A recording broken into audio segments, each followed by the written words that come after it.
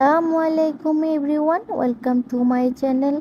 চলে আসলাম আবারও নতুন আরও একটা রেসিপি আপনাদের সাথে শেয়ার করতে।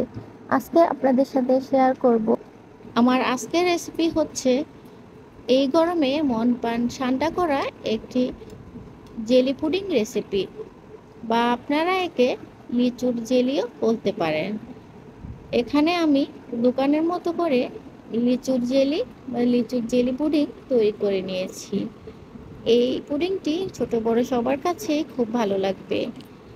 আর এখানে আমি এই রেসিপিটি তৈরি করার জন্য 25টি লিচু নিয়ে নিয়েছি। আর এই লিচুগুলো আমি দুই ভাগে ভাগ করে নেব। গুলো আমি আগেই খোসা ছাড়িয়ে রেখেছিলাম, আপনারা দেখতেই পাচ্ছেন। এখন এখান থেকে আমি কিছুটা লিচু এভাবে কুচি কুচি করে কেটে নিয়েছি, আর বাকি অর্ধেক লিচু আমি একটি ব্লেন্ডারে নিয়ে নিয়েছি।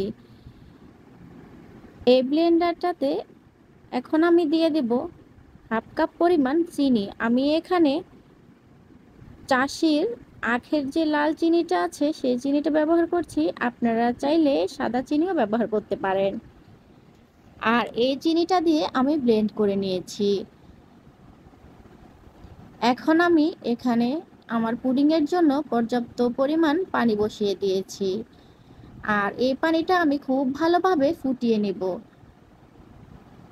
এখন আমি এখানে 1 চামচ পরিমাণ আগার আগার পাউডার গুলিয়ে নিচ্ছি। আপনারা অনেকেই আগার আগার পাউডারটি ডিরেক্ট গরম পানির উপরে দিয়ে দেন, তখন আগার আগার পাউডারটি ভালোভাবে মিক্স হয় না, দলা পাকিয়ে যায়।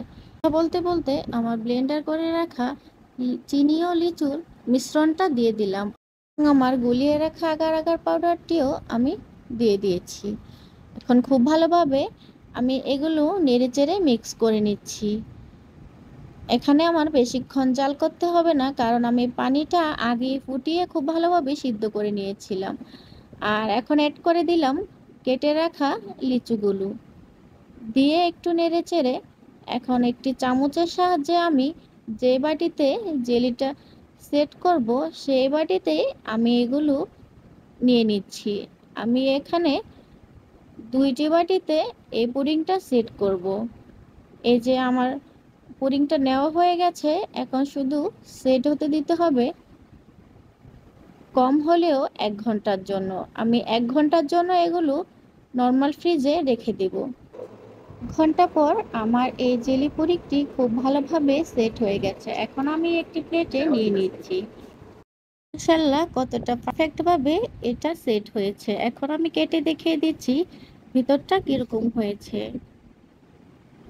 আপনারা বাচ্চাদের জন্য হলেও একবার এই রেসিপি ট্রাই করবেন, আশা করি সবার ভালো লাগবে। আর আমার রেসিপিটি আপনাদের কাছে কেমন লাগলো কমেন্টের মাধ্যমে আমাকে জানাতে পারেন।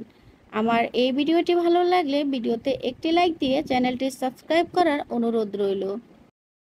পুডিংটা আমি এই যে কেটে রেখেছি, আপনারা দেখতে পাচ্ছেন কীরকম হয়েছে। যে লিচুগুলো আমি ছোট ছোট করে টুকরো করে দিয়েছিলাম, এগুলো যদি খাওয়ার সময় মুখে পড়ে খুবই ভালো লাগবে। আজকে এই পর্যন্তই, আবারও দেখা হবে নতুন আরও একটি রেসিপির সাথে। সবাই ভালো থাকবেন, সুস্থ থাকবেন। আল্লাহ হাফেজ, আসসালামু আলাইকুম।